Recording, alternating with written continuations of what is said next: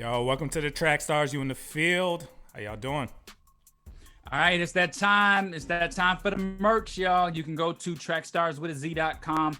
You can click on the shop now button and you can check out the Trackstarz merch, the t-shirts, the hats. Make sure that you get the coffee mug. Make sure that you get the other designer shirts that we have, all right? Check out Trackstarz merch today. Get that Christmas gift early, all right? All right, so we got a very special guest with us. Uzuhan is in the building. How you doing, sir? What's up, sir?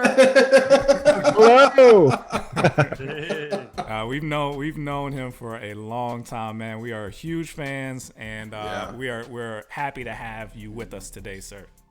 Thanks, guys. It's great to be here. It's like seeing old family again. Yeah, Being back with the family. So catch us up, man. So I remember the last time you were in studio was a while back. What has happened since then? Man, I guess I could do it kind of chronologically. I mean, basically, I was just trying to do music as a full-time indie artist and growing in my sound. Since then, I mean, I got married. I've been married for 3 years now. I competed in this like Asian American song music competition.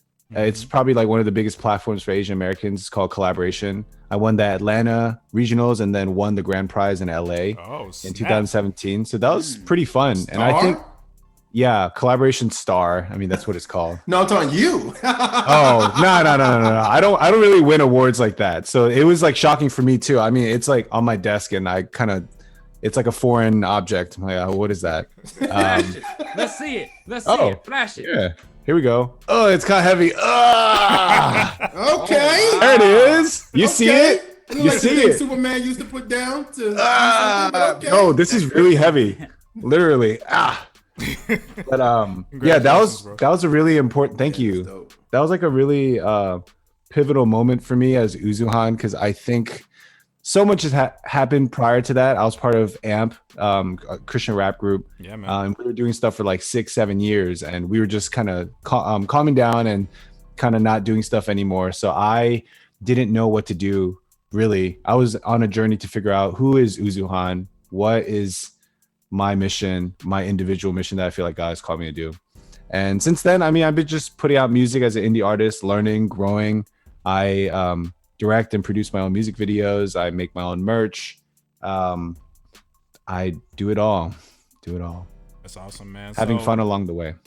So you're more of a solo artist than when we met you. How has that transition been, and how are you kind of navigating all of the things that you have to do to be an artist? It's a lot of behind the scenes things that have to go on. Yeah, I think more than the practical, like something that I've learned was that being in a group, it was easy for me to kind of like hide behind the other two members if there were any ideas to stand behind or any thoughts. It was easy for me to just be like, oh yeah, I believe that too, and oh yeah, that's me. Yeah, you guys speak, and I just kind of fade to the background, Yeah. But when you're a solo artist, I mean, you have to believe in what you say. I'm not saying I didn't when I was in a group, but I have to really stand firm and be like my own rock. I have to be my own, like solid foundation. Like this is what me as a man have chosen to believe, and this is my conviction, and I die by it. So that's like the biggest thing, like figuring out stuff along the way, DIY. That's kind of been our style since the jump. So adding another skill to learn was not really that crazy. The most shocking thing was, like I said, figuring out my own voice and figuring out who I was as an individual. Now, is that process always fun? Like, was it always a joy to make that transition and be solo artist? No, I was so scared. I mean, I was used to like relying on my guys, to be there all the time for every show, for everything I was doing. And for me to just have to, eventually just kind of ask God, ask people I trust, build my own network.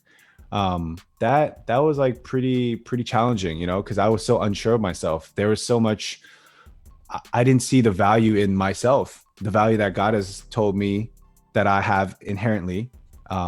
I didn't know what that was for a long time. And I'm on the journey right now to kind of rediscovering what that is. Wow. I have a question. What would you tell Jahan that he doesn't know back then that you know now? But first, tell him that there was obviously a name change here, Name. right? You met changed you your name with a totally different name, right? Yeah. So Yeah. you were Jahan and now you're Uzuhan. Yes. So talk about that transition first, and then Yeah. into what Jeremiah said. Yeah. Well, so like, you know, back in the day, I mean, AMP had such a strong brand, had a strong presence. You know, we're like still to this day, I don't know any Christian rap groups with Asian faces, you know, like ever. Yeah. So because it was such a strong movement, sometimes whenever I got a show booked as Jahan, sometimes people would introduce me as AMP. I am part of AMP. It's like hiring Redman or Ghostface Killer and be like, and now introducing Wu-Tang Clan. Exactly. He's part of Wu-Tang, but he's not Wu-Tang. He's Redman. He's you know, like, so that's kind of why I was like, okay, it's great we have a strong brand, but I don't get recognized as much as an individual. No problem. I'm part of the group. You know, ended, and now I realized I needed something. I didn't feel like Jahan was a strong enough brand on its own. So I either thought I have to maybe like change my sonic identity, or I had to maybe change my name. And doing the name change was, you know, I think a better route. So the discovery of my name was very interesting. I mean, I've said it many times online, but I'll try to make it brief. All the cool names I feel like were taken. You know, not everyone can be Kanye West. You know, I was like, James East. Nah, that doesn't work. Okay, so all the names were taken. So I went to Google Translate and I was like, okay, I'm ethnically Korean, so let me look into my Korean language, see if I could find anything interesting. So I'm like typing in English words to see what the Korean word is, and I'm being very vain. I'm like, handsome, you know, the best, unstoppable, you know, all these strange names. And then I just thought, well, what's another synonym? Excellence, whatever. I'm tired. Messiah. Yeah, I'm just tired at that point. So I type in excellence and I'll pop this word Uzuhan. So in Korean, Uzuhan actually means like excellence, the state of being excellent. So like I remember hearing that when I was younger, like people get the Uzu award, like the excellence award in like school, in like the Korean school I used to be part of. So I thought that was really cool. And it has my last name, Han. And then it was phonetically spelled Usuhan. So I was like, change the S to a Z. And now it looks like a potential household item. Like I could see, you know, Drake featuring Uzuhan or Kanye West featuring. I just could see it. You know, it seemed to make sense. Or for Trackstarz, Lecrae featuring Uzuhan, whatever. So like, I really felt like, you know. No, the way you're saying was funny. We're not laughing at that can happen. God can do anything. Yeah. But the way you did it was funny. Like no, it's cool. No. I know. It's that should be like a video for you. When you do another video, you should have like something that you selling to people, like the concept, like you selling something, and he's like, here, have this Uzi. Should be a, imagination. Yeah. You can also make a drink out of it. You know what I mean? You really brand it. That's what's on your brain? No, like, I'm into this morning? I'm into it. No, it sounds like an energy drink. Oh yeah, energy. Yeah, energy now. I'm okay with all sorts of drinks responsibly. That's dope, man. So explain how you're doing now as an artist. What are all the different hats you have to wear to be a successful artist, especially in this space? Well, I think I've started to learn more about music business, just overall, just because I have someone looking over my contracts and doing my booking and like some like managing a little bit. But for the most part, I just had to, I guess, look at all the numbers, the things that I got so bored with and overwhelmed with, and address all the negative emotions I had associated with that kind of work. So that, you know, that's one thing that I've been learning more about publishing, you know, like understanding that world, placements, also learning like how it is just to manage a team when I've been trying to like put more budgets into like photo shoots and like video shoots, and like how do I manage expectations? Like I'm learning how to project manage better. I think that's a good way to put it. How to be a good, I guess, leader. Not someone who's like a boss, just like demanding you to do stuff, but I want to be the servant leader. Just be at the front of the rope, like spearheading everything, with having people come alongside me and growing with me. So that's been pretty fun, because I try to, I know I don't have the budget that people deserve. So I try to make my projects for myself and for others, like as creatively satisfying and as fun as possible, because if at the end of the day, they can say, well, they helped a great guy with integrity and had fun. And it was also like interesting. Like it was something that I can happily add to my resume, or at least I learned something new. Those are kind of things I've realized add value to people's lives. So I've been trying to figure out, how do I give more value to people? That's good. That's dope, man. Hey, man, we had some questions. Some people was asking questions. I had one question. The competition you won, yes, was Heesan Lee also in that? No, she was not. No. Okay, because I remember her in some type of competition on kind of the same thing, but I don't know. And then somebody else asked, what's up with the CHH scene in Korea? Like, what does the CHH scene look like in Korea? Well, so in Korea, it's interesting. I'm not seen as a Christian artist. I'm just seen as a general market pop artist. You're K-pop. Nah, not even K-pop. They have a differentiation actually between K-pop and then pop. Yeah, pop for them in Korea, the pop genre is to label Western music essentially. Okay, so anything Western is considered pop. Yeah. So you would have Korean people doing like Justin Timberlake records or Justin Bieber records over. Yeah. Wow. I'll be in the same general market label. I'd be right alongside those releases. Yeah. Oh wow. Okay. So that's interesting then. So the big controversy about Christian hip hop artists being, calling themselves Christian hip hop or not. It seems like it's a different thing there, right? Do you feel the need to differentiate yourself as I'm a Christian version of whatever you think I am? No, I don't think. Yeah, that's a big conversation. Where do I add some value and perspective? I don't feel the need to do that. I just think I'm authentically who I am. And I bring value to like any music space I go into, because I have this ethos that my life is revolved around. I have morals. I have the teachings of Jesus that inform everything I do. And I try to make high art value. I want to make things that inspire me. And if people are drawn to it, then cool. If not, we know the teachings of Jesus. Not everyone's going to love you. People are going to hate you for what you believe in. Even if you are the coolest, hippest guy ever, people are still going to hate you for your message. So I don't see a need. And I think when people are authentic and don't try to chase some industry, they're just authentically who God has made them to be, like, people will be attracted, especially if you put effort and energy and intention behind your art. So what's one of the biggest things that you've like what was something that God just blew your mind about with your art? Like if somebody famous listened to you, or your music got placed in something big, like what's something that God just blew your mind, like even past this year or like last year, I think I'll speak on Korea and then America, because it's slightly different. But in Korea, we meet like perennial superstars that are like, yeah, we like your music, we like the music you're making with your team as well. And I think more than just the art they consume, we've been able to like just develop relationships with a lot of people who are not just outright Christians. And in an industry where everyone's just doing handshakes, trying to do social climbing, not care to, respect the image of God, the Imago Dei. When you meet people who just want a relationship, develop, be in the moment and get to know someone, that's refreshing for anybody, whether you're in Korea or America.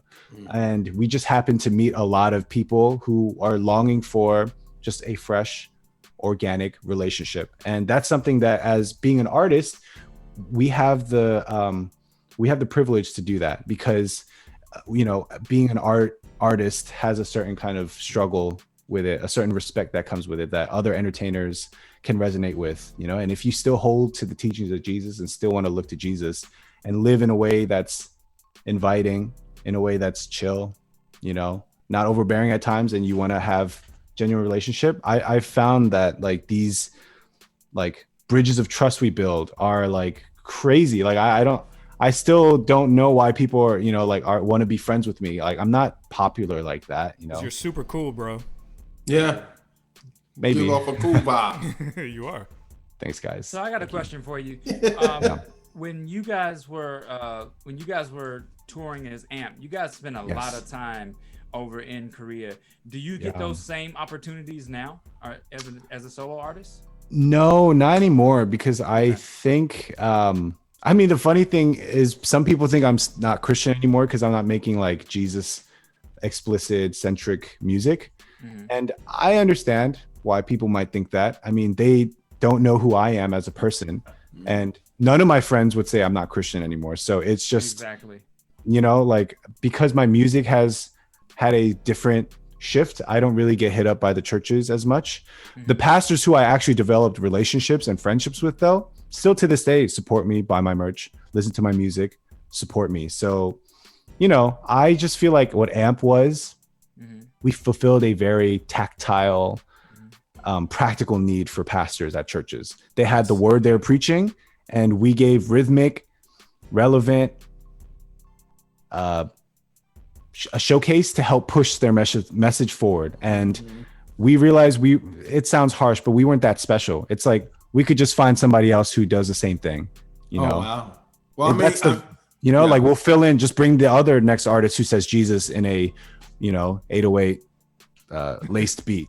So I like the way you put that.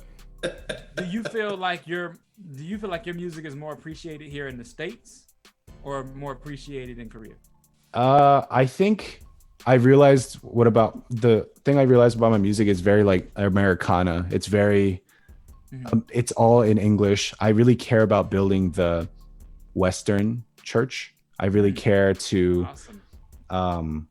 speak into the hearts of the de-churched particularly. And in order to do that, I feel like I need to speak in the native tongue. I don't think I could really do that as deeply and satisfyingly in Korea just because I don't speak Korean as well.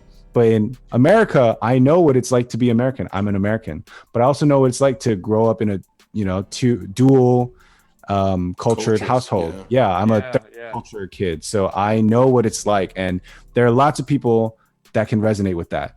And I feel like perhaps that is the mission that God has given to me so far. Like I really care about people who used to go to church, but don't go anymore for church hurt reasons or whatever. But they still consider themselves to be spiritual because, I know a lot of my friends are like that. A lot of people I know are like that, who genuinely want to seek after Jesus, but the institution of church sometimes just makes it really hard. The commercialization, the huge churches, the, low art value of church. There's so many things that just makes it hard for it to feel like an organic movement to be part of. It's just like this corporation that I don't want to be part of. Wow, that's really good insight, bro.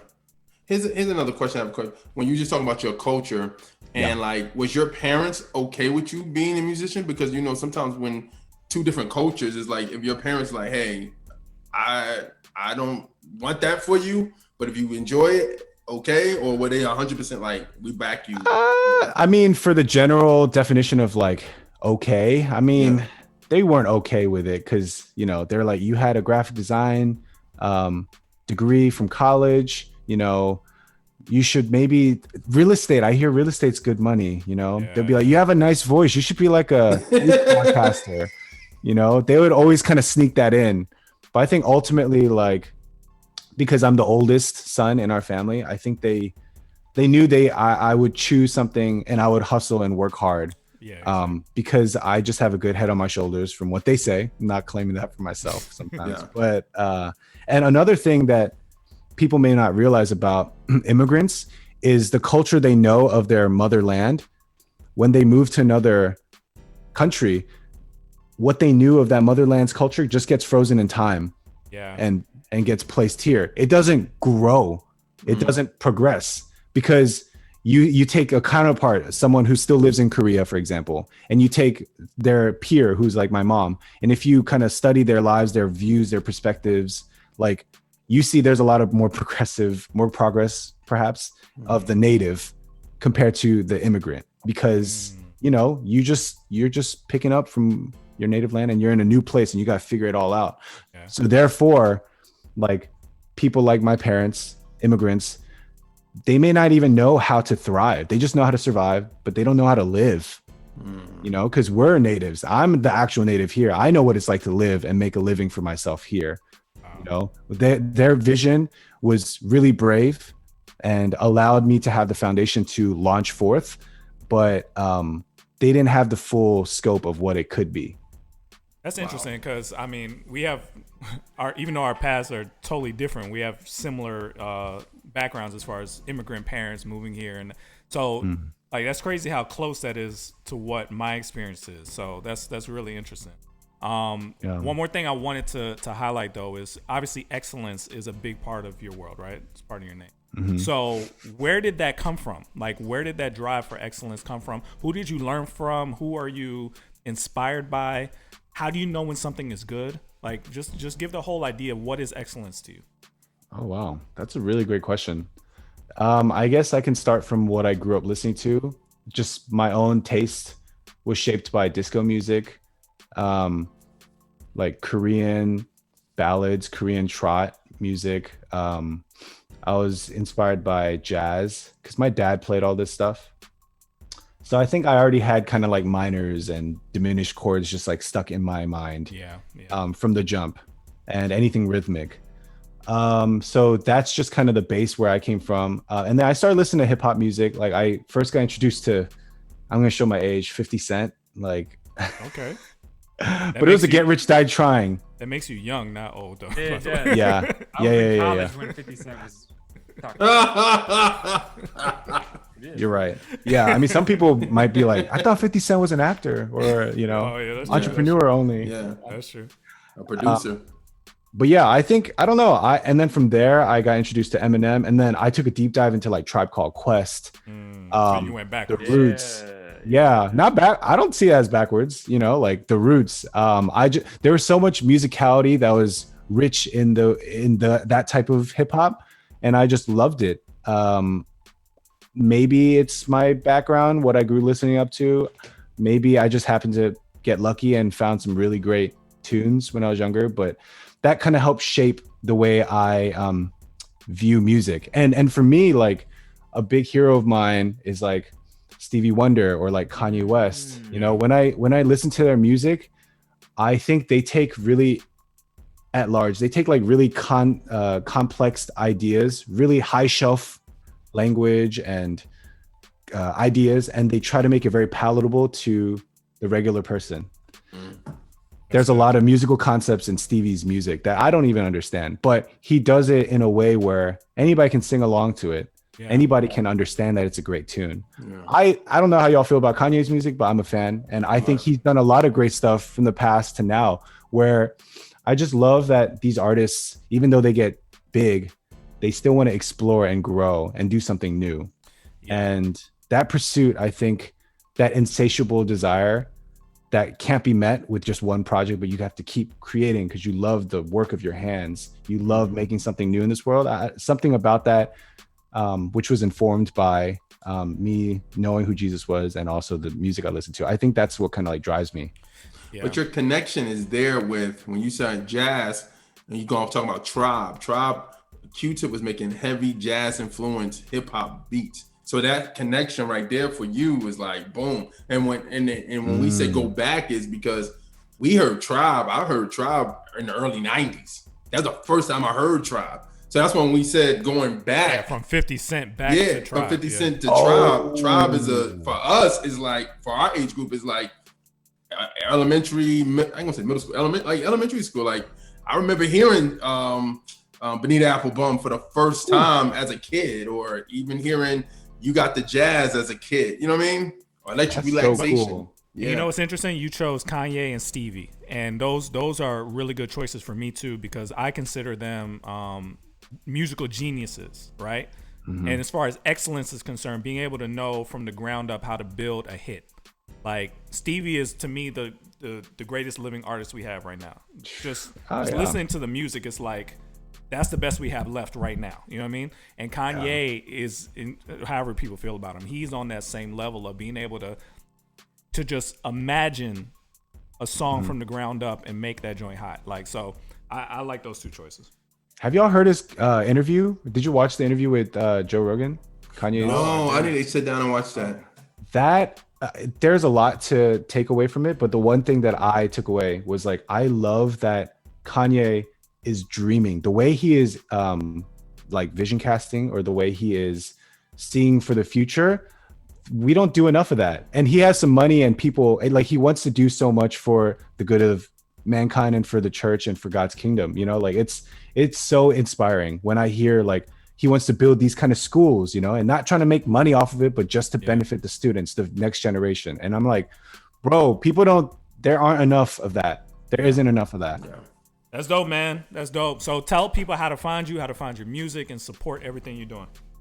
Every social is Uzuhan Music, Facebook, Instagram, TikTok. I'm not there yet, but or you can go to uzuhanmusic.com for my merch. This is my new hoodie, my cozy hoodie. I don't know if you can see it. Woo! Yeah, that's dope. It looks dope. Thanks. Yeah. Designed it myself. Awesome, man. So designer, producer, artist, the whole thing, man. We're proud of you, bro. We big fans of yours. We love it whenever you pop up on music videos or whatever, man. So keep doing your thing. Thanks, guys. Appreciate it. Visionary. Back into it. You in the field with the Trackstarz, ran right to Sean 10 and DJ Jeremiah. Let's go.